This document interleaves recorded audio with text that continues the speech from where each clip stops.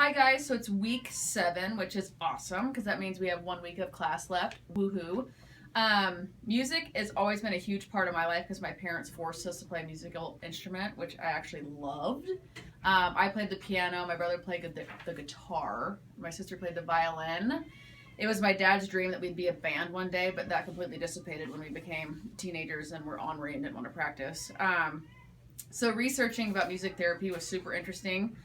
Um, I know it's helped people in the past when I was at Life Care, elderly individuals kind of be not as anxious and depressed because what we did, we'd play their music. We actually used iPods, which is not musical therapy technically, as I read in the articles, but it would help like decrease their angst, and it was just amazing. And they would all of a sudden have these stories from their life of when they were living in the moment, 1920s, 1930s, even though it was in the 2000s. And it was so cool because it got them talking and more active and just made some of them like completely different people that their children had not seen in a long time. And that was just because of music, which I thought is a great example of what music can do for you. I thought it was interesting too how music with mental health and the elderly people had a lot of the same health benefits, positive mood changes, and the emotional states were much better. And anxiety and stress reduction, I think, were both great with elderly and other individuals with mental health. So seeing the correlation was kind of interesting. Along with elder people, like I was saying earlier, it was really cool how they can recall events that are so far in the past that even some of their children haven't heard about, but they recall it due to listening to a certain song or a singer just saying certain lyrics that bring back memories to them. So I think with people with dementia, Alzheimer's, and things like that, incorporating music therapy is a huge thing that needs to be pushed more in the future, since the baby boomer population is continuing to go into, assisted livings, long-term care facilities, and things like that. For myself, music's always been in my life. I've always played the piano, and then I sang all the time from elementary school through high school in choirs.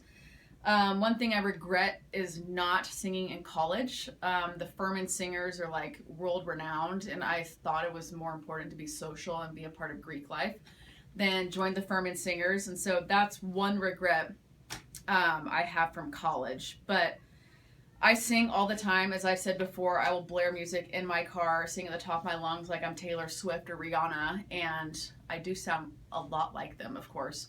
And just use that as a part of self-care, especially when I'm super stressed like I am this week because I take my exam next week. So my anxiety levels are pretty high, so I've been listening to a lot of music and having random dance parties with my roommates at any time of the night, which helps each of us decompress.